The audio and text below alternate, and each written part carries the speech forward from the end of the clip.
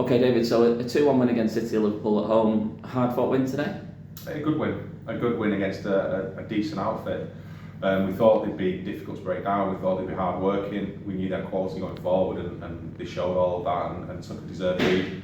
I thought we then showed a lot of character to come back, quality in the goals, created a couple of other chances, and then second half really dug in and worked hard to restrict them really to one chance. Tom made a good save later on, so a good win and one we needed after last week. Two very different halves today. First half, despite going a goal down, very attacking, two really well taken goals, and second half was much more of a shift in there as well. Yeah, I thought we created 3 or 4 good chances in the first half. I think Mason had 2 and Barney had 1, and I think maybe Umar had the other one. Disallowed goal that was, I think it was offside against JB maybe for the first header, but it was quite open, quite good attacking play. I think second half they banked in a little bit more, made it harder for us. And we had to dig in. We really had to dig in. They played well. I thought they changed the shape a little bit. Like 𝙋𝙤𝙨 came into the game, he took a lot of good spaces and he's always a threat. And we had to really defend well. And the fact we restricted them to one chance, or one real kind of open chance, shows how well we did that. And when he went forward, I thought Umar was superb again. He didn't really get many clear-cut chances, but his work rate, his hold-up play, he didn't give the centre half a second. I think a really good shift from him. Just on Umar as well, we've had obviously no Keogh for the last four games, I think, and he stepped into that role. You've asked a big thing of him. You've not brought someone in. Has he risen to that challenge for you? He's just got better and better as the season's developed. At the start of pre-season, he looked miles off, fitness-wise and ability, and he just responded to the feedback we gave him, deservedly, and a place in the squad for the start of the season. As the season's gone, he's got better. He is a goal scorer as well. He wants to score goals. He wants to get into those areas. And I think once he gets one, the floodgates will open. But for 3 games, he's done all the donkey work. It's the tireless stuff. It's running channels. It's closing centre halves. It's holding the ball while you're being, kicked in the back of the legs and getting centre half, smashing through the back if you're going for headers. It's not nice work, and he does it with mostly with a smile on his face. So he really has stepped up, and it won't be simple as Andy Keogh's back and he's straight back into the side. Umar's deserves to be starting his Alumni. A bit of a rarity for you today, being able to name a full substitute bench there. Is it a good sign with players coming back as well? It is, but Ben Collins was on the bench today. His loan's up, and we're not going to renew that. It's not fair on Ben as a player. He came in to cover Freddie and Barney, and they've both been in great form and fit for the last month. So we've not really been able to get him in and get him game time. And as a young pro, you need to be out on loan somewhere where you're playing. So we won't renew that one. We've got 𝙋𝙤𝙨 who's back fit. Jack Grundy was suspended today, he's back available. Nicky's probably a few weeks away, and Dale, but I think other than that, we're pretty much at full strength from next week, which is good. And I think we've used the loan market to bolster the squad. That's the right thing to do.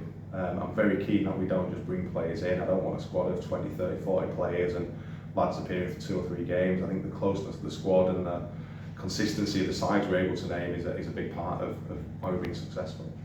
And you're gaining some experience. You can see it on the pitch as well at the moment. I think probably 4 or 5 players are becoming more vocal on the pitch. That must be a real plus to you going into the second half of the season, although we're not quite there yet. Yeah, I think JB's really stepped up. He's wore the armband a number of times this season. He's vice captain. He's really, in Nicky's absence, really starting to step up and drag players around and take control of things on the pitch.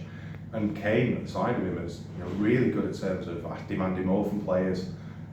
Then Bailey's kind of leading by example more than a talker, but Mason Fornes is like a different player this year. Like maturity-wise, he's doing all the selfless things as well as all the quality things you expect from Mason.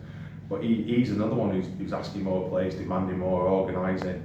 So you can look to Dale, Nicky, Shane. You expect those to be Andy Keogh. You expect those to be leaders. We've now got another 5 or 6. I mentioned Jack Grundy, Will Shepherd. They're both good speakers. They both talk well, and that kind of leadership within the dressing room is huge.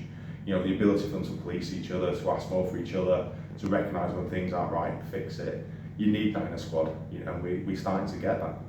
It's the perfect reaction after last weekend's disappointment to see us pick up 3 points today as well. You've got to be pleased with that. Yeah, and we had to. Very simply, we've not picked up enough points in the last 2 games. We've picked up 1 point from 2 games. We've had to talk a lot about needing to pick up 2 points on average. We're well off that now, so we need to put pressure on ourselves to win Pressure to win today, pressure to win the next two, sets ourselves up for a bit of a showdown then with Workington. If we can win the next two, then we put pressure on ourselves to beat Workington. We can go into Christmas kind of safely, I think, within the playoffs.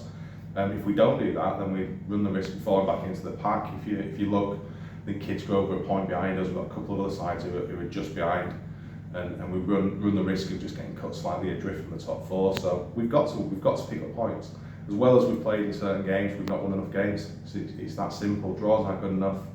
We've got to put size to the sword when we're on top. And today I thought we did that. I thought we took that goal as well, and I thought we worked hard and grafted to make sure we still have the win. And we move on next weekend to Hamley Town. Thoughts on that one? They're a bit of a up and down side. I've seen they've had some excellent results, and then I saw today they'll beat 5-1 by Wiston. So I'm not really sure what to expect. They play midweek, so we'll have that watched. Do our own work, try and understand a bit more about them, and prepare as we do. I don't think we'll change much. You know, I think realistically, I've talked a lot about we won't stick to our principles and play to our strengths, but it's good to understand what the other side are about and how we might be able to tweak a few things to give ourselves the best chance of success. But it's a game we have to go and win. If we're serious about winning the playoffs, we have to go and win it, and we have to put pressure on ourselves to do that, which means we have to bring the same attitude and desire and work rate that we've brought in the last two games. That's got to be the norm. Thanks, David. Well done. Cheers, Nathan.